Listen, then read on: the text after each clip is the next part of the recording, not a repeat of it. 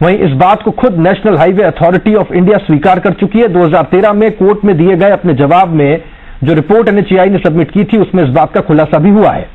देश भर के नेशनल हाईवेज पर हो रही टोल वसूली को राजस्थान हाईकोर्ट में भी चैलेंज किया हुआ है। रिटायर्ड जस्टिस आरएस वर्मा की जनहित याचिका को कोर्ट ने एडमिट भी कर लिया।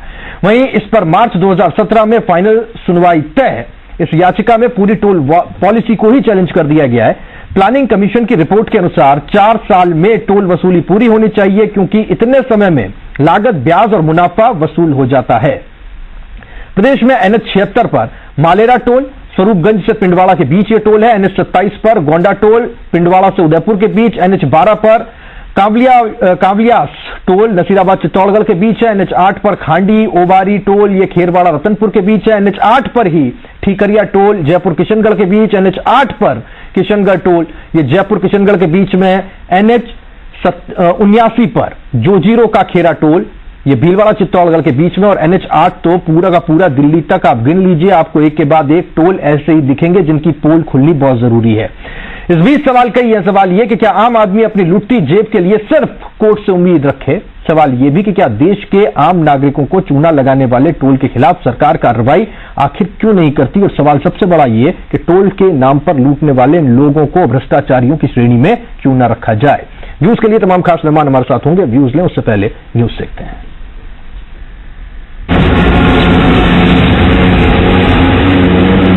IIM कोलकाता के सर्वे के मुताबिक देश के करीब 348 टोल प्लाजा पर रुकने से 87,000 करोड़ का ईंधन बर्बाद होता है। यही वजह है कि करीब साल भर पहले देश भर के ट्रांसपोर्टर्स ने चक्का जाम किया था, लेकिन फिलहाल टोल से मुक्ति मिली है तो ट्रांसपोर्टर काफी खुश हैं। टोल फ्री होने से जो टोलों पे भ्रष्टाचार था, लंबी लंबी लाइनें लगती थी और डीजल की काफी बर्बादी होती थी, उससे काफी बचत है। और जो गाड़ियां दिल्ली, बम्बई, कलकत्ता, चेन्नई जा रही थी वो बिफोर पहुंच रही है। जैसे चेन्नई जाने वाली गाड़ी जो 5 दिन लगाती थी आज 3 दिन में पहुंच रही है। दिलचस्प बात यह है कि कई हाईवे ऐसे हैं जिनकी लागत सालों पहले वसूली जा चुकी है, लेकिन आज भी टोल लिया जा रहा है और सड़क एवं परिवहन मंत्रालय ने चुप्पी साध रखी है। सामाजिक कार्यकर्ता यशवर्धन सिंह राठौर का कहना है कि प्रदेश में भी टोल माफिया सक्रिय हैं। राठौर की याचिका पर ही हाईकोर्ट ने सीकर लुहारू मार्ग पर टोल वसूली पूरी तरह बंद कर दी थी। देखिए, जितने भी टोल के कॉन्ट्रैक्ट्स होते हैं ये बड़े अस्पष्ट होते हैं और लगभग एक तरफा होते हैं। मैं आपको बता दूं, जिस टोल की आपने चर्चा की है, जिसके लिए मैंने लड़ाई लड़ी, सीकर झुंझुनू लुहारू टोल 120 किलोमीटर की सड़क थी, उसकी कुल लागत आई 46 करोड़ रुपए। लेकिन पूरा कॉन्ट्रैक्ट इस तरीके से बनाया गया कि टोल का ठेकेदार लगभग 400 करोड़ रुपए वसूलेगा, उस दिन ये टोल बंद होगा। तो ये लगभग सारे टोलों की यही कहानी है। ट्रांसपोर्टर्स का कहना है कि उन्हें टोल देने से नहीं बल्कि ईंधन और वक्त की बर्बादी से परेशानी होती है। सरकार एक मुश्त टोल राशि ले ले तो दोनों पक्षों को फायदा होगा। हम टोल देने से पीछा नहीं छुड़ा रहे, हम ये कह रहे हैं कि आपके पास 14,000 करोड़ रुपया आपकी जो इनकम है टोल से, उसके आप हमारे से टोल परमिट जारी करके एक मुफ्त ले सको या डीजल के ऊपर सेस के रूप में ले लो। हमारा मुख्य उद्देश्य था कि जो राष्ट्रीय क्षति हो रही है, आज जो ईंधन है वो राष्ट्रीय क्षति हो रही है, वो बर्बादी हो रही है। हमारी बसें जो नेशनल हाईवे पे है उन पे भी करती है और स्टेट के अंदर जो मेगा हाईवे बने उन पे भी टोल भुगतान करती है। ये लगभग हमारा करीबन 65 से 70 करोड़ रुपया सालाना हमारे इससे खर्चा होता है। नहीं, टोल हम यात्रियों से लेते हैं, तो टोल नगर में भुगतान नहीं करेंगे तो यात्रियों को अल्टीमेटली ट्रांसफर होना है फायदा। ये जो टोल्स हैं उनके ऊपर 3 से लेकर 4 साल तक जो इन्वेस्टमेंट होता है वो उसका इंटरेस्ट और बेनिफिट्स ये सारा वसूला जाता है। और इसलिए 15 से लेकर 20 साल तक का कंसेशन पीरियड एक एग्रीमेंट के जरिए NHAI के द्वारा टोल रोड बनाने वाले को देना, ये बिल्कुल एक खुली लूट का साधन है, जो जिसको एक ये कह सकते हैं सिस्टमाइज्ड लूट है। नोटबंदी के चलते फिलहाल आपको टोल से आजादी मिली हुई है, लेकिन अगर आजादी हमेशा के लिए हो जाए तो कहना ही क्या, क्योंकि IIM कलकत्ता का एक सर्वे बताता है कि देश भर के टोल प्लाजाज पर रुकने मात्र से करीब 87,000 करोड़ रुपए का ईंधन बर्बाद हो जाता है। और अगर टोल मुक्त भारत का सपना साकार होता है तो कहीं ना कहीं आपके ईंधन के साथ साथ आपका कीमती समय भी काफी बच जाएगा। कैमरा पर्सन देव प्रकाश के साथ सचिन शर्मा, जी मीडिया, जयपुर। देश चाहता है कि टोल मुक्त भारत हो जाए और इस पर PWD मंत्री यूनुस खान की प्रतिक्रिया आई है, उनका क्या कहना है सुनते हैं। आज हमारे बहुत सारे टोल ऐसे हैं जो कंसेशनर के लिए घाटे का सौदा है, लेकिन उनको चलाने पड़ रहे हैं। तो इसलिए जब भी नई सड़कें बनती है और उसमें बड़ा इन्वेस्टमेंट होता है, राज्य और भारत सरकार के पास सफिशिएंट इतना हर सड़क के निर्माण के लिए फंड नहीं है कि भी उसका निर्माण कर सके, तो इसलिए ये पीपीपी की सड़कें बनती हैं। तो ये एक नियमित प्रक्रिया है। और न्यूज के लिए तमाम खास मेहमान हमारे साथ जुड़े हुए हैं। सुशील शर्मा जी महासचिव पीसीसी के हमारे साथ जुड़े रहेंगे। सुशील जी आपका स्वागत है। पंकज जोशी साहब बीजेपी नेता हैं, जयपुर से हमारे साथ जुड़े रहेंगे। पंकज जी आपका बहुत स्वागत करता हूं मैं। तनवीर अहमद साहब एडवोकेट है, लंबे वक्त से इन टोल्स के खिलाफ लड़ते रहे। तनवीर जी मैं आपका बहुत स्वागत करता हूं। और विष्णु प्रसाद मित्तल जी हैं, रिटायर्ड अधिकारी हैं, पीडब्ल्यूडी के कोटा से हमारे साथ जुड़े रहेंगे। विष्णु प्रसाद जी आपका बहुत स्वागत करता हूं। सबसे पहले तनवीर जी मैं आपके पास में आ रहा हूं, थोड़ा सा ये समझाएं और थोड़ा बताएं कि कैसे जो टोल है ये वक्त से ज्यादा पैसे वसूल कर रहे हैं, और क्या अब सिर्फ कोर्ट से आस रखे आम आदमी, और अगर ये टोल नहीं होते तो उसका देश को, एक आम आदमी को, एक ट्रांसपोर्टर्स को कितना फायदा हो सकता है, महंगाई पर कितना फर्क पड़ सकता है? देखिए, ये मैं आपको बता दूं कि मैक्सिमम जो पैसा है वो तो एशियन डेवलपमेंट बैंक और वर्ल्ड बैंक से भारत सरकार को मिलता है।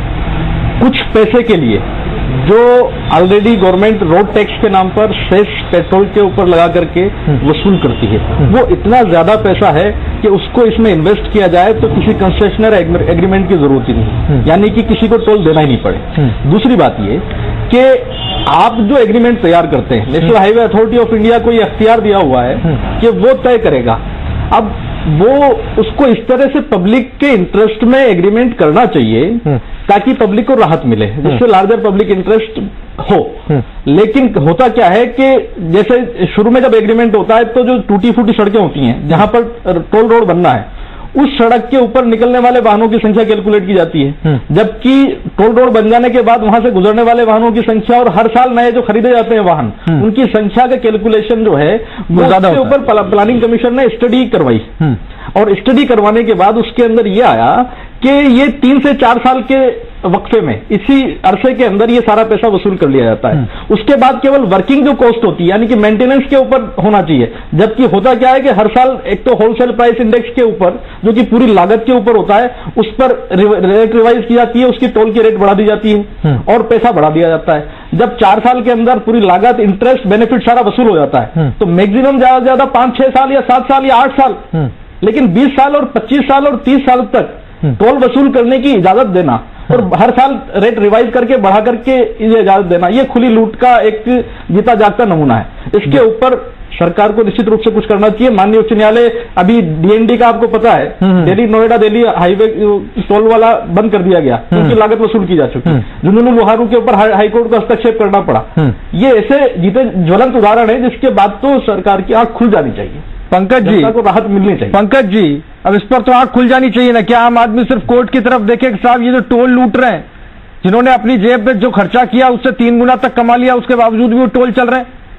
आप देख लीजिए, आप डूंगरपुर से लेकर कैलकुलेट कर लीजिए, जहां तक अलवर में नेशनल हाईवे 8 है, कितनी जगह ऐसे टोल है जो अपने पैसे वसूल कर चुके हैं, और नेशनल हाईवे 8 पर तो हर जगह आपको ऐसा मिल जाएगा। ये तो सिर्फ एक एग्जाम्पल है सर, कब तक चलेगा ये? देखिए राहुल जी, अभी जो तनवीर जी ने बताया, देखिए मैं आपको थोड़ा सा बताता हूं इसमें कि ये जो बीओटी वाली जो रूट्स है, देखिए 3 तरीके की रूट्स हैं जो बेसिकली टोल वसूली के अंदर हैं। एक वो है जो बीओटी के आधार पर है, एक वो जो है जो ईपीसी कॉन्ट्रैक्ट के आधार पर है, और एक अभी जो 2-3 साल 4 साल पहले जो एक नया आया है, हाइब्रिड सिस्टम आया है, उसके आधार पर है।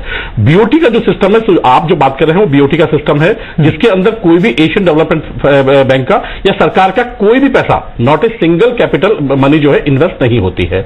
बीओटी के अंदर सारा का सारा पैसा जो है वो कॉन्ट्रैक्टर का इशू लगता है, और बेसिकली एक जो बीएसआर के बेस पर उसका जो पूरा प्रोजेक्ट बनता है, उस प्रोजेक्ट की कॉस्ट निकालने के बाद उस पर इंटरेस्ट और उसका जो इन्फ्लेशन कॉस्ट और उसकी जो मेंटेनेंस है, जो ऑपरेटिंग करेगा, ट्रांसफर करेगा, उसकी जोड़ने के बाद वो जो है देती है। निश्चित रूप से आपने जो बात कही है बिल्कुल सही है कि कहीं ना कहीं वहां जब वो बनता है या जो चीज बनती है, जो तैयार होती है, जो एस्टिमेशन तैयार होते हैं, उसके बाद एक टेंडर निकलता है, उसमें जो व्यक्ति सबसे कम पीरियड के लिए जो है लेगा, क्योंकि उसमें कॉस्ट की नहीं होती, कॉस्ट सरकार कैलकुलेशन जो है वो गवर्नमेंट करती है, लेकिन उसका जो सबसे कम पीरियड होगा, जो सबसे कम पीरियड देगा, उसका जो है सिलेक्शन किया जाता है।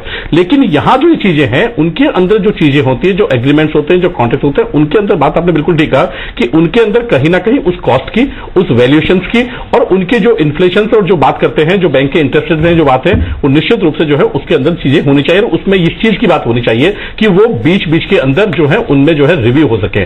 लेकिन वो जो कॉन्ट्रैक्ट हो चुके हैं, क्योंकि ये जो बीओटी वाला जो सिस्टम है ये 2004 की सरकारों के बाद शुरू हुआ और 2005 से लेकर के 2010-11 तक जो है ये सिस्टम्स के अंदर बीओटी बेसिस ज्यादातर रहा और 11-12 के बाद बेसिकली ईपीसी कॉन्ट्रैक्ट और हाइब्रिड सिस्टम्स आए। तो जितने भी कॉन्ट्रैक्ट के अंदर के आप देखिए 3 या 4 जहां पर जो रिट लगी हुई है, आप बिल्कुल आपने ठीक कहा कि जो दिल्ली से लेकर के जो जयपुर तक का जो बेसिकली उस पे है, उस पर सरकार हाईकोर्ट लगातार सुन रही थी, बीच में रोका भी था, लेकिन लगातार सरकार ने कहा कि इसके अंदर क्योंकि सरकार ने खुद ने एग्रीमेंट कर रखे हैं, इसलिए सरकार जो है उनके ऊपर खुद के एग्रीमेंट्स के ऊपर जो है रिवाइव करने का या उनको खुद के एग्रीमेंट्स को जो है वापस बैक होने का जो है नहीं मिल पाता है। ठीक है, क्या खुद के, मुझे थोड़ी सी क्लियर कीजिए तनवीर जी, जो खुद ने एग्रीमेंट कर लिए क्या उसको फिर से रीस्टडी नहीं किया जा सकता, उसको फिर से चैलेंज नहीं किया जा सकता? नहीं, देखिए ऐसा कोई भी एग्रीमेंट जो देश के हित के खिलाफ है, पब्लिक इंटरेस्ट के खिलाफ है और जिससे इस बात की बू आती है कि इसमें कहीं ना कहीं कोई मिली भगत है, उसको रिवाइव किया जा सकता है। Government can do it very well, इसके अंदर कोई किसी तरह की बंदिश। तनवीर जी रिवाइव करने का, सरकार का जब रिवाइव हुआ है, आपको बू आती है तो आपको एफआईआर लॉन्च करानी पड़ेगी सरकार के अगेंस्ट में।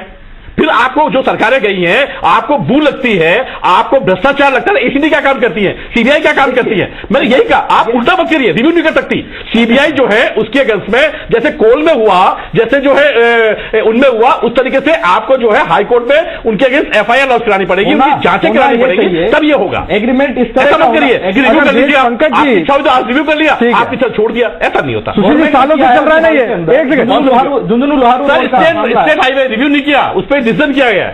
सर कैसी बातें कर रहे हैं आप? और एनएचआई का एक भी नहीं हुआ है।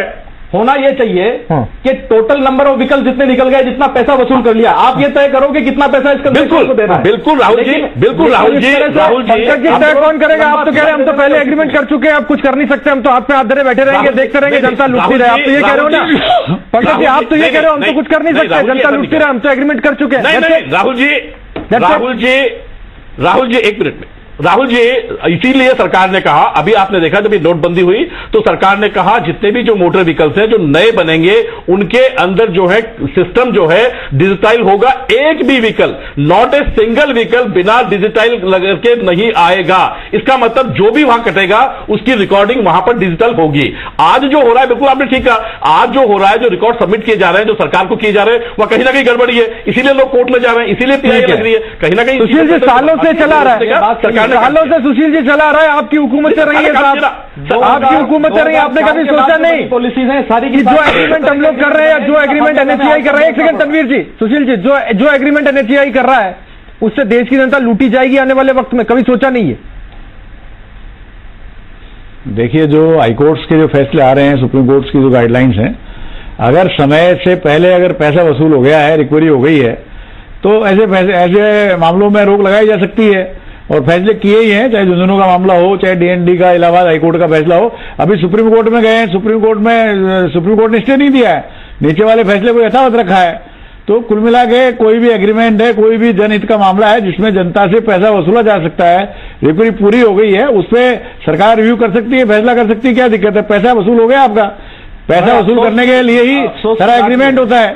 तो आप जनता की बात यह है, जनता की लूट जो है वो बंद होनी चाहिए, ठीक है, और जो व्यवस्था चल रही है उसमें सुधार होना चाहिए, नए सिरे से जनता को राहत देनी चाहिए। बात किसी कांग्रेस या बीजेपी गवर्नमेंट की नहीं है, बात यह है कि जो ब्यूरोक्रेट्स हैं जिनको पब्लिक ड्यूटी इंटरेस्टेड की गई है, जो पब्लिक के लार्जर इंटरेस्ट के अंदर जिनको काम करना चाहिए, वो अपना काम सही तरीके से अंजाम क्यों नहीं दे रहे? ये टोल पॉलिसी तो सारी शुरू हुई 2004 के अंदर जब कांग्रेस की गवर्नमेंट थी, लेकिन आज जब बीजेपी गवर्नमेंट आई है वो भी उसे कंटिन्यू कर रही है, because of the reason that the agreements were made at that time. Agreement तब कर लिया आपने, उसका खामियाजा आज तक भुगत रहे हैं। प्रश्न सरकारों का नहीं है, ब्यूरोक्रेट्स को ये देखना, यानी जो अधिकारी इसको अंजाम देते हैं, कोई चेक एंड बैलेंसेज अगर नहीं है, सरकारें तो किसी भी आएंगी। अधिकारी है हमारे साथ, विष्णु प्रसाद मित्तल जी है, रिटायर्ड अधिकारी है पीडब्ल्यूडी से, वो कुछ समझते भी होंगे, जानते भी होंगे। विष्णु जी, मैं आपके पास में आ रहा हूं। एनएचआई जो इतने कॉन्ट्रैक्ट्स करती है, आपको लगता है कि सिर्फ अधिकारियों की वजह से अधिकारियों का निकम्मापन है? वो कुछ ऐसे कॉन्ट्रैक्ट कर लेते हैं जो देश हित में नहीं होते, लोगों के हित में नहीं होते, और उसके बाद में सरकारों को ये शील्ड मिल जाती है कि साहब हम कॉन्ट्रैक्ट कर चुके हैं, अब हम कुछ नहीं कर पाएंगे। फिर आदमी देखता है कोर्ट की तरफ।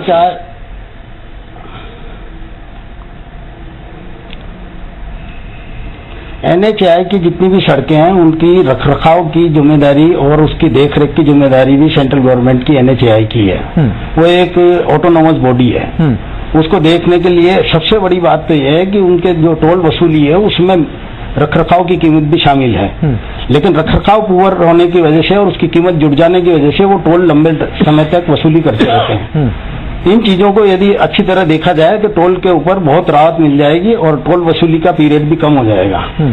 और ये एग्रीमेंट से बंधे हुए हैं, इस वजह से इन लोगों को ज्यादा कुछ करने की स्थिति में कोई भी सरकार नहीं रहती, वरना सरकारें तो आती जाती रही हैं, उन्होंने कोई भी सरकार ने इस विषय में ज्यादा एक्शन नहीं लिया है। ठीक है तनवीर जी, ये तो बड़ी काम की बात होगी साहब। सरकार हमारी आएगी, हमारी जाएगी, आगे कहने के लिए हो जाएगा कि हमने एग्रीमेंट कर लिया था, कॉन्ट्रैक्ट कर लिया था। अब उसके बाद में कोई जवाबदेही है नहीं। पंकज जी कांग्रेस को डिफेंड करेंगे, पंकज जी कांग्रेस को डिफेंड करेंगे, बोलेंगे साहब उनके कॉन्ट्रैक्ट कर लिया था, अब हमारी तो मजबूरी है। तनवीर जी नहीं, पंकज जी को रिव्यू करना चाहिए। पंकज जी की सरकार है, वादा करके आए थे, खाएंगे न खाने देंगे, जनता लुट रही है और पंकज जी देख रहे हैं, तो पंकज जी को टोल हाईवेज में से कुछ का बीजेपी को नई सरकार को व्यवस्था करनी चाहिए। 20 साल है, कुछ का 25 साल है, कुछ का 30 साल है, ऐसा कैसे संभव है? पंकज जी आजीवन कर दिया जाए तो ज्यादा अच्छा है, आदमी सोचा ही नहीं। फिर क्यों पंकज जी आप तो डिफरेंट तो मत कीजिए, कम से कम कहिए कि साहब कुछ करेंगे, नहीं रिव्यू कर दीजिए ना। देखिए राहुल जी, रिव्यू कर दीजिए, गलत है तो नहीं। सरकार देखिए, आप कह रहे हैं FIR करनी पड़ेगी तो कर दीजिए। देखो रिव्यू करने का, अगर कोई चीज गलत है, जनित का मामला कौन रोक रहा है आपको सर? नहीं देखिए राहुल जी, वो बात बिल्कुल ठीक है, लेकिन सरकार में जो भाई FIR करने के लिए जो अधिकारी बीच में थे, जिन लोगों ने किया, आप उन्हीं से तो लेंगे ना, तो वो आपको कैसे लेके देंगे? मैं आपको दूसरी चीज बता रहा हूं कि जो चीज सरकार जो है, सरकार जब आती है तो सरकार आगे से अच्छा करने की कोशिश करती है। सरकार ने कहा कि अब जो सिस्टम्स हैं वो हाइब्रिड सिस्टम्स होंगे। पहली बात तो कि जो हो गया उसका क्या, पंकज जी जो खा गए वो खा गए, इसका मतलब ये है आगे से हम ठीक करेंगे, मतलब जो पीछे खा गए जो खा रहे हैं वो खाते रहे। ये चीज जानना चाह रहा हूं सर। राहुल भाई आप बिल्कुल ठीक कह रहे हैं, दोनों ही चीजें पहले लग रहे हैं कि क्योंकि आज जो है कहीं ना कहीं एक लाइन तो खींचनी पड़ेगी कि आज के बाद तो कम से कम खराब नहीं हो, आज तो कम से कम ठीक चीज आए। आज जिस तरीके के हालात है उन चीजों को जो है कम से कम डिजिटल हो, कम से कम लोगों को पता चले, लोगों को पारदर्शिता हो। आज जिस तरीके का है, आज यही पता नहीं रहता।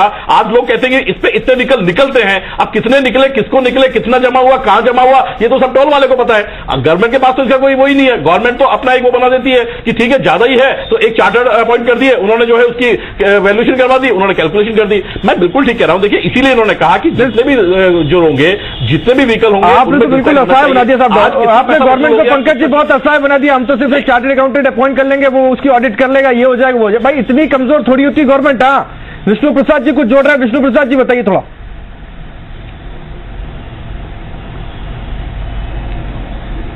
ये इसको पारदर्शिता करने के लिए ये लोग डिजिटाइजेशन कर सकते हैं कि उसका पीरियड शुरू में कितना था और अब कितना पीरियड वसूली करने के बाद में बच गया है। ये नियमित रूप से एक उल्टी घड़ी की तरह लगा सकते हैं और उसके अंदर पारदर्शिता पैदा कर सकते हैं। जिस प्रकार मोबाइल में प्रीपेड खत्म हो जाने के बाद में अपने आप टोल टैक्स खत्म हो जाता है, सरकार ऐसा कर सकती है। विष्णु जी ये तो प्रीपेड की बात हो गई। जो लैंडलाइन पुराने चल रहे हैं उनका क्या करें विष्णु जी? उसको कैसे कैलकुलेट करें?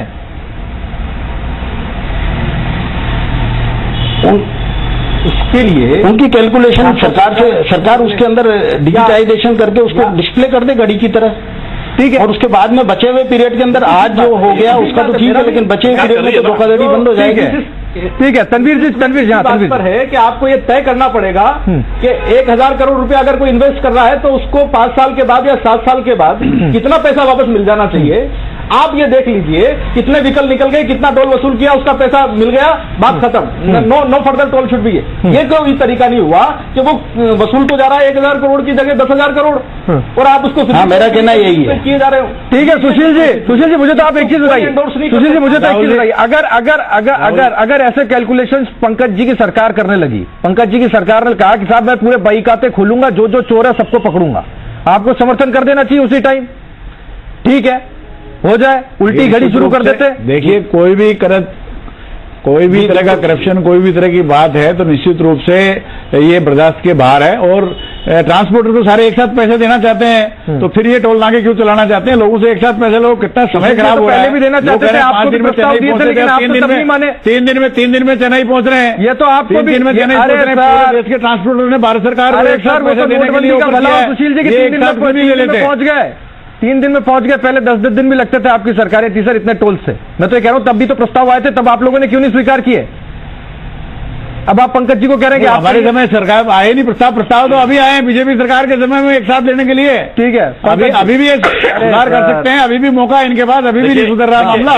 देखिए सुशील जी को मैं याद दिलाना चाहता हूं कि जब इनकी कंपनी, इनकी जो था खुद जो है सीपी जोशी साहब जो है यहाँ पर जो है मिनिस्टर परिवहन मंत्री के बाद में दिल्ली जयपुर का जो बेसिकली टोल था, परिवहन मंत्री थे, टोल का जो बेसिकली एग्रीमेंट हुआ था, उस एग्रीमेंट के अंदर जो कह रहे हैं कि जांच से उस एग्रीमेंट का जब ये बात की गई थी तो आप ही ने उपद्रव किया था। आप ही ने जो है कहा था कि आप जो है पक्षपात रूप से काम कर रहे हैं। आप ही ने कहा था कि सरकार कैसे करा सकती है, पार्टी कैसे करा सकती है, आप कैसे इस चीज को डिफाइन कर सकते हैं? 2.5 साल हो गए, अभी तक पूरा नहीं हुआ आपका काम। अभी तक उसके बाद भी आप मंत्री रोड पे घूम रहे हैं। पंकज जी खोल दीजिए, सुनेंगे आप नोटबंदी कर देते हैं, सारा देश उसको स्वीकार करता है। आप खोल दीजिए सारी चार्जशीट में, बता रहा हूं आपकी बातों को सर स्वीकार करेगा देश पर। करिए तो सही सर, ये भी कहा है ये रोज चुरा रहे हैं देश को। राहुल भाई, प्रधानमंत्री जी ने तो बिल्कुल देश के लिए कहा है कि अब कोई भी व्हीकल बिना जो है उसके नहीं आएगा। एक भी व्हीकल कंपनियां नहीं बनाएंगी, चाहे कर भी नहीं बना सकती, उनके टोल के जो सेंसर है वहां लगे ही रहेंगे, एक मिनट गाड़ी नहीं रुकेगी। दूसरा बहुत महत्वपूर्ण पहलू तो बिल्कुल नजरअंदाज ही कर दिया जा रहा है। एक तरफ तो हम पर्यावरण को बचाने के लिए हजारों करोड़ रुपए खर्च करें, ठीक है, इधर 85,000 करोड़ रुपए का सालाना आप डीजल जला दें, पेट्रोल जला दें केवल टोल्स के ऊपर रुकने के लिए, खड़े रहने के लिए, और उसका जो पोल्यूशन है उसके लिए कोई जिम्मेदार नहीं है। इस धरती माँ को हम कहां ले जाना चाहते हैं भाई? उसी के लिए किया गया था, इस पर्यावरण के लिए हम ये डबल स्टैंडर्ड क्यों, ये दोगलापन क्या गया, ये दोगलापन क्यों, ऐसा क्यों होना चाहिए? क्यों इस धरती के ऊपर एक भी कोई प्रदूषण करेगा तो इस देश के लिए वो भी देशद्रोह है। ठीक है, मेरा मानना यह है, ठीक है, देश को खराब ठीक है। तनवीर जी प्रदेश की जनता से हमने सवाल पूछा कि ये जो लगातार टोल वसूले जा रहे हैं, वक्त से ज्यादा हो गया, हजारों करोड़ रुपए वसूल लिए गए, लोग अपनी जेब ढीली कर रहे हैं, साहब क्या ये देश प्रदेश को लूटा जा रहा है? प्रदेश की जनता ने इसे लेकर के अपना जवाब दिया, बड़ा साफ जवाब है। आप इस चीज को समझने की कोशिश कीजिएगा। 95% प्रदेश की जनता ये जानती है, कहती है कि साहब कि ये हमको लूट रहे हैं, ये देश को लूट रहे हैं, प्रदेश को लूट रहे हैं और इनके ऊपर कार्रवाई होनी चाहिए। 5% शायद इससे सहमत नहीं है। तो पंकज जी, प्रदेश की जनता की राय साफ है, देश की जनता की भी राय बिल्कुल साफ है। आप बस कार्रवाई कीजिए, देखिए आपको साधुवाद मिलेगा। बहुत शुक्रिया पंकज जी आपका आने के लिए। ये मत कहिए कि साहब पहले करके चले गए, अब निभाना पड़ेगा। नहीं है, कोई वादा ऐसा नहीं है। जो वादा किया बिल्कुल निभाना नहीं पड़ेगा। वादा दूसरों का था, आप वादे को तोड़िए, आपको साधुवाद मिलेगा। बहुत शुक्रिया पंकज जी आपका, बहुत शुक्रिया विष्णु जी आपका, बहुत शुक्रिया तनवीर जी आपका, बहुत शुक्रिया सुशील जी आपका आने के लिए। देखिए ये बहुत बड़ा मुद्दा है और हर आदमी इससे दो चार है। क्यों ना कोई ऐसी पॉलिसी बनाई जाए जिससे कि ये रोज रोज का झंझट ही खत्म हो जाए। और सब लोग देख रहे हैं केंद्र सरकार की तरफ, खासतौर पर ट्रांसपोर्टर्स भी देख रहा है, आम आदमी भी देख रहा है कि सब कुछ ऐसा हो जाए जिससे कम से कम ये रोज रोज की किचकिच, रोज रोज के झंझट और ये लूट कम से कम बंद हो। आज न्यूज एंड व्यूज में इतना ही। आप देखते रहिए जी राजस्थान न्यूज, प्रदेश का नंबर 1 न्यूज चैनल। नमस्कार।